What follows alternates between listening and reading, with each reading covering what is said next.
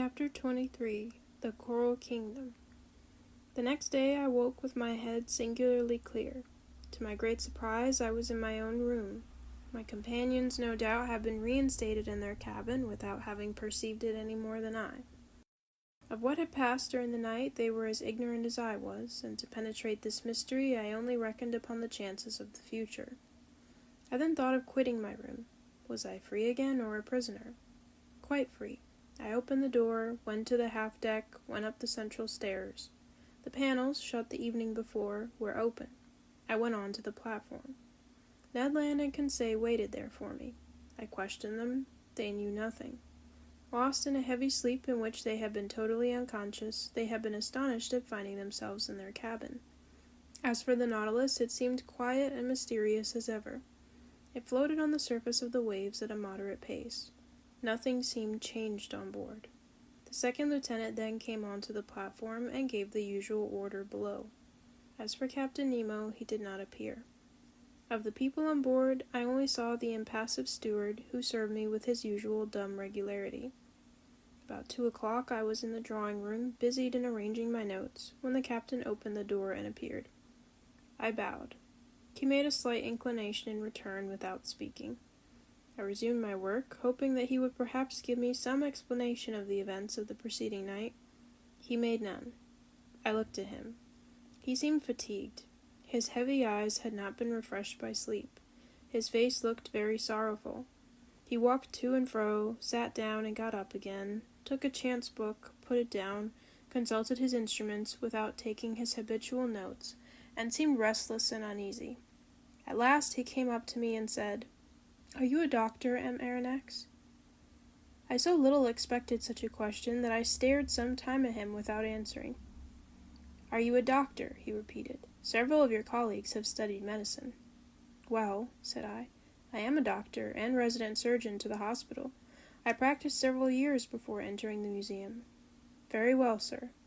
My answer had evidently satisfied the captain, but not knowing what he would say next, I waited for other questions, reserving my answers according to circumstances. "M. Aronnax, will you consent to prescribe for one of my men?" he asked. "Is he ill?" "Yes." "I am ready to follow you." "Come, then." I own my heartbeat, I do not know why. I saw certain connection between the illness of one of the crew and the events of the day before, and this mystery interested me at least as much as the sick man. Captain Nemo conducted me to the poop of the Nautilus and took me into a cabin situated near the sailors' quarters. There, on a bed, lay a man about 40 years of age, with a resolute expression of countenance, a true type of an Anglo-Saxon. I leant over him. He was not only ill, he was wounded.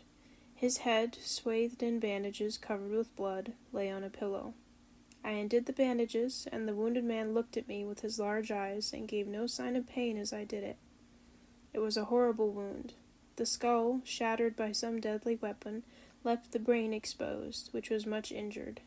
Clots of blood had formed in the bruised and broken mass, in color like the dregs of wine. There was both contusion and suffusion of the brain. His breathing was slow, and some spasmodic movements of the muscles agitated his face.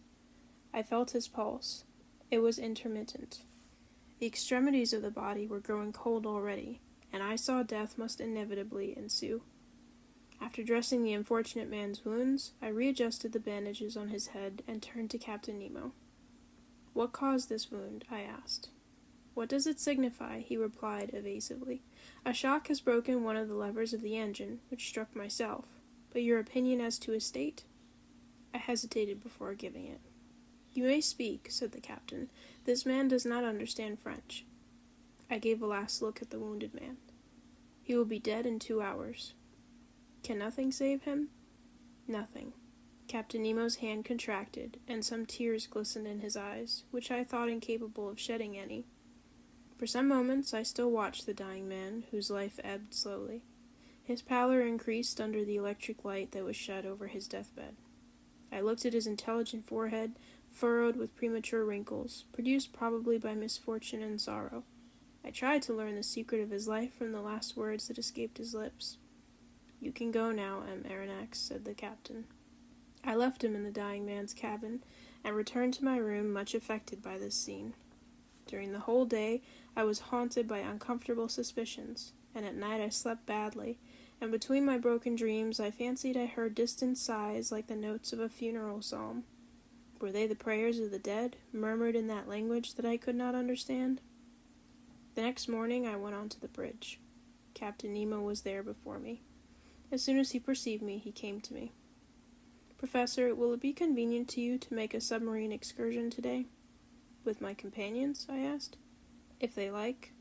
"We obey your orders, Captain." "Will you be so good, then, as to put on your cork jackets?" It was not a question of dead or dying. I rejoined Ned Land and Conseil and told them of Captain Nemo's proposition. Conseil hastened to accept it, and this time the Canadian seemed quite willing to follow our example. It was 8 o'clock in the morning. At 8:30 we were equipped for this new excursion and provided with 2 contrivances for light and breathing. The double door was open, and accompanied by Captain Nemo, who was followed by a dozen of the crew, we set foot, at a depth of about 30 feet, on the solid bottom on which the Nautilus rested. A slight declivity ended in an uneven bottom at 15 fathoms depth. This bottom differed entirely from the one I had visited on my first excursion under the waters of the Pacific Ocean. Here there was no fine sand, no submarine prairies, no sea forest. I immediately recognized that marvelous region in which, on that day, the captain did the honors to us. It was the Coral Kingdom. The light produced 1,000 charming varieties, playing in the midst of the branches that were so vividly colored. I seemed to see the membranous and cylindrical tubes tremble beneath the undulation of the waters. I was tempted to gather their fresh petals, ornamented with delicate tentacles, some just blown, the others budding, while a small fish, swimming swiftly, touched them slightly, like flights of birds. But if my hand approached these living flowers, these animated, sensitive plants, the whole colony took alarm. The white petals re-entered their red cases, the flowers faded as I looked, and the bush changed into a block of stony knobs. Chance had thrown me just by the most precious specimens of the zoophyte. This coral was more valuable than that found in the Mediterranean, on the coasts of France, Italy, and Barbary. Its tints justified the poetical names of flower of blood and froth of blood the trade has given to its most beautiful productions. Coral is sold for 20 pounds per ounce, and in this place the watery beds would make the fortunes of a company of coral divers. This precious matter, often confused with other polypi, formed then the inextricable plots called Macchiota, on which I noticed several beautiful specimens of pink coral.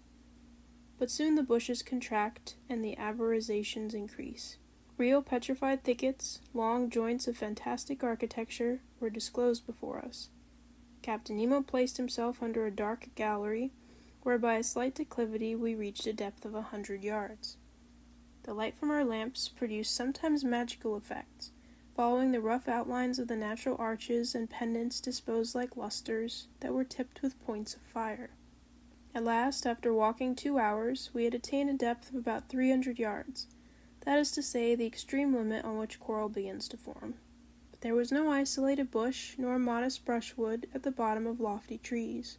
It was an immense forest of large mineral vegetations, enormous petrified trees united by garlands of elegant sea bindweed, all adorned with clouds and reflections.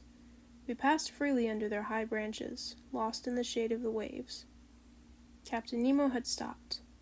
I and my companions halted, and, turning round, I saw his men were forming a semicircle round their chief.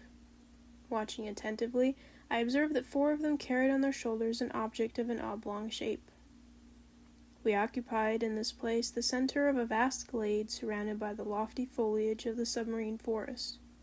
Our lamps threw over this place a sort of clear twilight that singularly elongated the shadows on the ground. At the end of the glade the darkness increased, and was only relieved by little sparks reflected by the points of coral. Ned Land and Conseil were near me. We watched, and I thought I was going to witness a strange scene. On observing the ground, I saw that it was raised in certain places by slight excrescences encrusted with limy deposits, and disposed with a regularity that betrayed the hand of man. In the midst of the glade, on a pedestal of rocks roughly piled up, stood a cross of coral that extended its long arms that one might have thought were made of petrified blood.